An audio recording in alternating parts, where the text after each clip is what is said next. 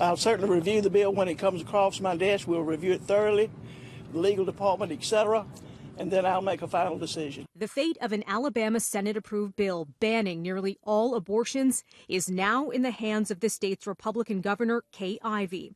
If she signs the measure, Alabama will have the strictest abortion law in the U.S. 25 ayes, 7 nays. The motion to table passes. Last night, the state's Republican-controlled Senate passed a bill that would outlaw nearly all abortions, including in the cases of pregnancies that resulted from rape or incest, and only allow exceptions to protect the mother's health.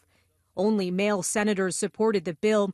None of the state's 4 female senators backed the ban. Why you all want to control our bodies,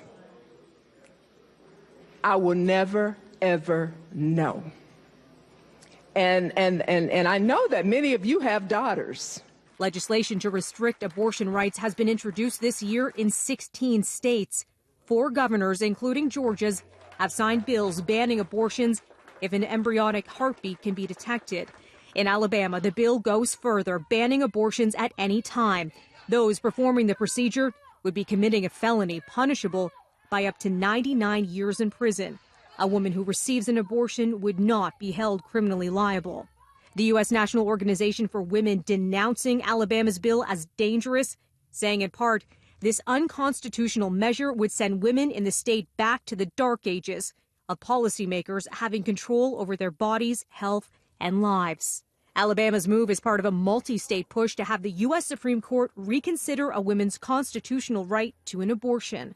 Hopefully get to the Supreme Court and have them revisit the actual decision, which was, is the baby in a womb a person? The High Court, now with a majority of conservative justices after Donald Trump appointed 2, could possibly overturn Roe v. Wade, the 1973 landmark decision establishing a woman's right to an abortion.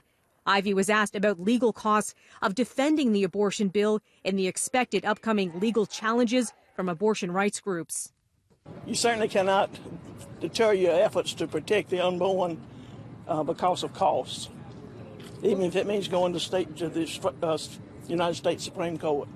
If Ivey signs the bill, the law would take effect 6 months later. But groups like Alabama's ACLU, they are vowing to fight it, and they'll likely seek an injunction during proceedings to keep the law from being enforced.